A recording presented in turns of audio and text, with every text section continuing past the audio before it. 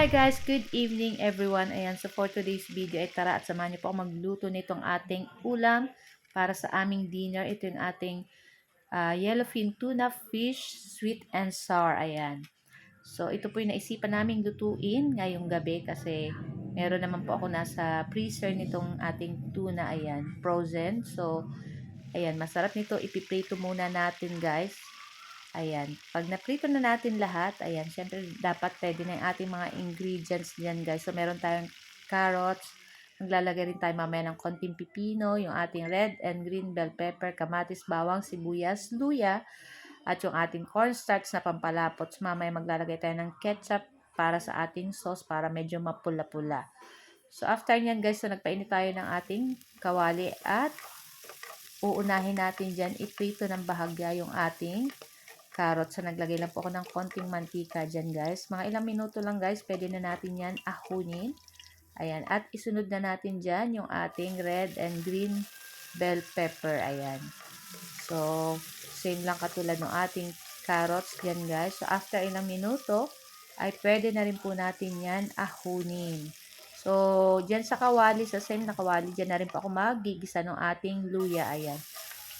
Uunahin kong igisa yung luya guys. Ayan, kasi talagang ito yung nakakapabango sa ating niluluto dito sa ating sweet and sour. Sunod ko na rin dyan ilagay yung ating bawang. Ayan, pag lumabas na yung aromatics nitong ating luya, bawang, isunod na natin dyan yung ating sibuyas. Ayan, halu-haluin lang po natin iyan. At pagkatapos isunod na rin natin dyan yung ating kamatis. Ayan. Tapos, halu-haluin lang po ulit natin iyan. At pagkatapos, guys, ayan, pag luto na yung ating kamatis, lagay na natin dyan yung ating carrots, saka yung ating red and green bell pepper. At ilagay na natin dyan yung ating pineapple, yung ating tidbits. So, isang sachet lang, guys, yung nilagay natin, guys. Pagkatapos, naglagay ako ng konting toyo, paminta, at syempre, asukal. Kaya, sweet and sour kasi manamis-namis at dapat nag-aagaw yung asin. Naglagay rin ako ng salt. Ayan. Saka yung ating ketchup.